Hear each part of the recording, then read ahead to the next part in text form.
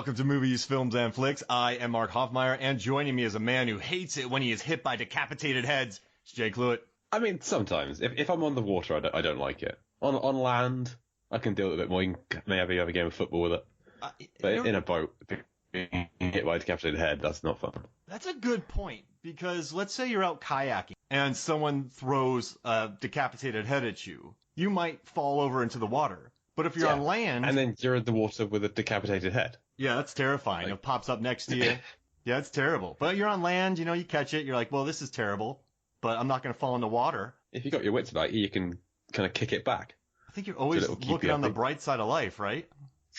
I'm trying, There's not many bright sides when you've got a decapitated head being thrown at you, but it could always be worse. You could be in water. It could be your decapitated head and you're in water.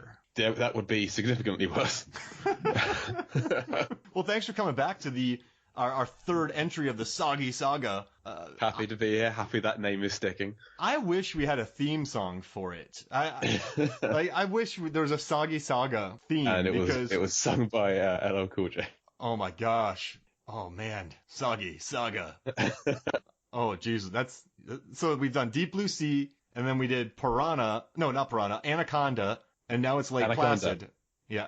And now Piranha's next. Oh my gosh, that's a I'm prepping myself to get ready for that movie because it is a gore, gonzo, bloody, bonkers I'm looking fest. forward to it. It's insane. I'm looking forward to What's up? I'm looking forward to introducing my wife to Piranha because she's watched all these with me so far, and she's not ready for that. It's going to be entertaining.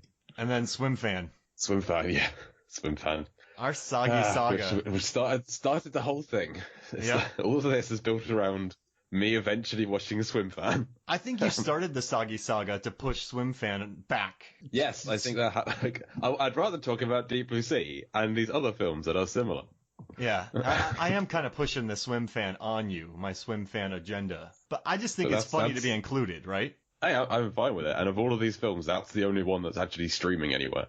So it's the easiest one to get hold of. Hey, we better get to it soon. So wait, you had an adventure for Lake Placid, right? So you ran 10 miles for Anaconda. And the DVD didn't work. So it didn't work. What did you do for this movie? Well, there's a branch of secondhand DVD shops in the UK where you can track what films they have in stock online. And one of my local shops had Lake Placid. I was like, great, it's 50p. It's nothing. I can go down there and get it. And it didn't have it. Oh. And it's so irritating. It said on the website, and I got there and I checked the website on my phone, and it didn't have it. So someone had bought Lake Placid between me leaving home and arriving there. Sounds about right. It's just a rush on Lake Placid. The odds on that are astronomical. So we had a Lamb meetup in London recently, the large association of movie blogs. We had my regular Lambcast co-host Richard came over to London, so we'll have a meetup, go to London, and it just so happened that the place that some of the other Lamb members were going into is Islington. The shop there is called CEX. The CEX shop there had 2 copies of Lake Placid in stock. I was like, well, this is kismet. This is meant to be. So got there, took a little diversion on the meetup, went to the CEX, scoured the shelves, gone. Both copies that they had there, gone. So I don't know who else in this country is buying all these copies of Lake Placid, but they had gone. So the next day, the other people that were meeting up had to leave early or tired, went to bed. I found myself in London with like 4 hours to kill before my train. And so I just I did a walking tour of all the different CEX shops in the vicinity. I went to 3 different ones, and I found a copy of Lake Placid for 50p. I walked something like 13 miles that day. So I've run 10 miles for the first one, and I've walked 13 miles. I didn't just get Lake Placid this time. I got a Guillermo del Toro box set. I got a few other things. I got some flowers for my wife. Oh. The end of the story is, walked a really long way. Been in so many shops, it doesn't make any kind of sense to spend 50p on this film that, spoiler alert, was not worth it. No. Now, so you covered 13 miles and then 23 miles total. I just want to hear. Maybe. So who do you think Lake Placid was meant for? Who is the audience for Lake Placid? People who have seen other similar better films like Deep Blue Sea who have been conned by the marketing. Yeah. I can't see anybody watching this twice. Or intentionally. It's not a good, it's not a finished film. It feels like it just kind of ends. and there's no real reason to watch it. The back of my DVD box says, it starts off with, from the creator of Ally McBeal. Yeah. And I can't think of a film less like Ally McBeal than Lake Placid. What would happen? But that's how they started it. If Oliver Platt wasn't in this movie? We wouldn't be talking about it today. I know that much. There wouldn't be three sequels to it. Is he the MVP of this film? Yeah, he's the only P of this film. Like, little MVP. He's. We kind of joked about me coming up with a recipe for a pie to do with Lake Placid before the show. Like, he would have been the small pockets of flavour in that pie. The only thing with any kind of taste, because outside of him, you've got Brendan Gleeson's trying to do something. He's like a Texan Irish person going by his accent. He's got a bit of a character to him. But the extensive leads of Bill Pullman and Bridget Fonda, if you take them out of the film doesn't change. They do nothing. They have no arc. They have no chemistry. They have just. I know that you like to be a positive podcast, Mark. I'm going to try and find the best in these films. We have discussed that best. It's Oliver Platt. We're now past that and onto everything else. This was such a crushing disappointment. I was so looking forward to this. It's basically about a few people trying to capture a crocodile alive. Yeah, but they don't need to. The crocodile isn't. There are 2 deaths in the entire film. 2 human deaths. Sorry, more animals die than humans in this film. There are 2 human deaths. One of them is kind of the diver at the start who's trying to tag some turtles or something. Yeah, he is the only real like casualty on this film. The other one is one of the cops, the guy from Galaxy Quest, one of the aliens from Galaxy Quest. He is killed like trying to capture the croc. It's not really posing a threat. If after the first guy who died, they just kind of backed away and left him to it, that'd be fine. Yep. Betty White's on top of the situation. She's feeding it. It's not really posing a threat to anyone as long as you don't go and bother it. And people just keep bothering it. People keep bothering it. My main problem with this film. There's 3. There's no hero. There's no villain, and there's no sense of urgency. There's no like ticking clock. There's no like we've got to get here by then. We've got to kill the croc before it ruins the 4th of July beaches or anything. There's no real hero to root for, and there's no villain. No villain. villain. Have a villain in this film. The croc is not a villain because it's just kind of keeping itself to itself. The heroes are supposed to be Bill Pullman and Bridget Fonda, but there's just nothing there to work with. It's just a bad film. Just such an irritating nothing of a film. I just want to keep hearing you rant about this. So I think I had fond memories of this movie because I was working in a theater in '99 when it came out. And I don't know, I guess you kind of look at it with rose-colored lenses. I remember this time this famous baseball player came, and he had passes for another movie, but we wouldn't let him in for that. So then he bought tickets to go watch Lake Placid again because he didn't want to spend any money. So it's like good memories. And I think that the Crocodile by Stan Winston is really good looking. I think it's a good looking crocodile. But even the CGI for '99, it looks decent. I've got no problem with the effects at all. But it's only on screen for 3 minutes and 43 seconds. Yeah, they're going by that's like a tenth of the film though. Yeah. This is a very short film.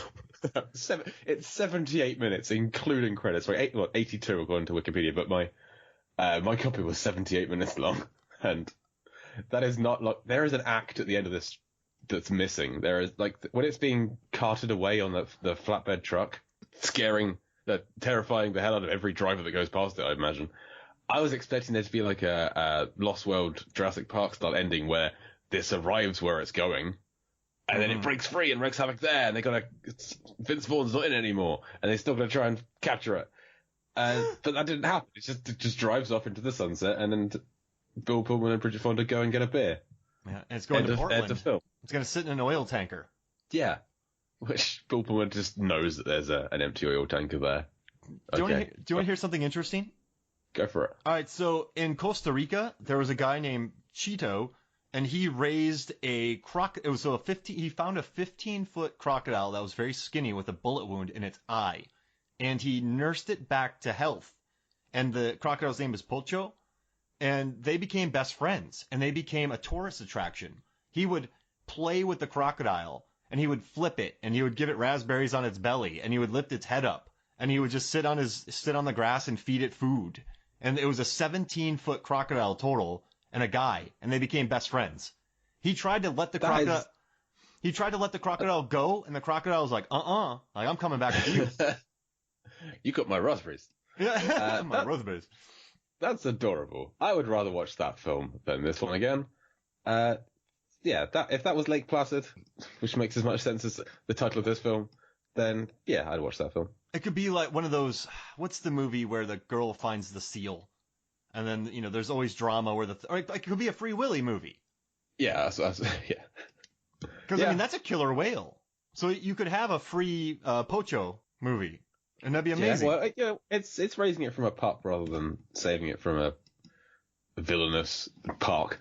But yeah, it still would be a heartwarming story that you'd watch as a kid, and you'd grow up thinking, I don't know if that was a good film or not. And you'd watch it when you're older and think, yes, that is actually a very good film. That was one of those films I watched as a kid.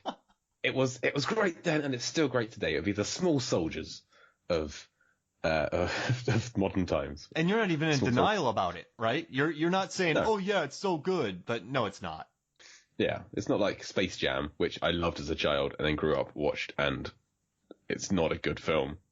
Space Jam's terrible. I love Bill Murray in it, telling the duck not to pull on his trousers. Yeah, and Wayne Knight's in it. Wayne Knight's always fun. Yeah. But it's no Looney Tunes back in action, but it's still. So I still read that crocodiles they could eat about 50 meals a year. They would eat more. It's like 50 over the course of a weekend. Yeah, exactly. And they're all cows. Yeah, and so I'm thinking to myself, does Betty White give this he eats a bear too? No. Yeah. Crocodile would.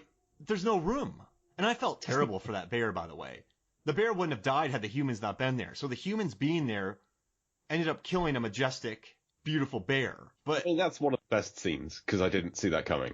You didn't see it coming? No, well, I kind of, when the bear was kind of stopped near the water, I kind of saw what was going to happen there. But just the bear coming out of the woods, I didn't expect. That was a nice scene. Until, I really like bears. So I was like, oh, great, there's a bear in this. Oh, damn, the bear's dead. But it was a nice scene. I'm clutching at straws for this one, but that was a nice scene. Now, all right, so cows on average cost $2,000. She's giving these cows to this crocodile. So at maximum, she's spending $100,000, but if she's getting $1,000 cows and kind of beefing them up with cheap feed, she could be spending at least, $50,000 and then with feed, maybe $60,000 a year to feed this crocodile. I was watching Cheeto and Pocho, and he was feeding it it's a giant crocodile, but she could have gotten a bunch of beef somewhere for cheaper. So the way she's feeding this crocodile is very expensive. Yeah, it's like she's kind of teaching it to hunt, like go for the live prey, but also not really because it's just kind of stood there, and she does it, and the crocodile comes in and gets the cow. It has to be like a kind of a surrogate child situation. She has to think of the croc as like the kid she never had. Her husband's left her now. This is all she has. So she's going to give everything she's got into raising this croc. So if she has a large sum of money somewhere, which can't be life insurance because no one knows her husband's dead, just from something else, then if she wants to spend it on raising this croc to give this croc everything in life that she never had as a child, then fine. I don't begrudge her that. It's been there for many years, and they've done it like it's 30 feet long. And it hasn't. I mean, maybe it murders hikers and you never find them, but no one's ever written about it. No one knows about it. The locals don't know about it. No, there's no string of mysterious disappearances. Fish and Game don't know about it. Yeah. So she's doing a good job. She's doing a great job. And again, this thing is not small, and it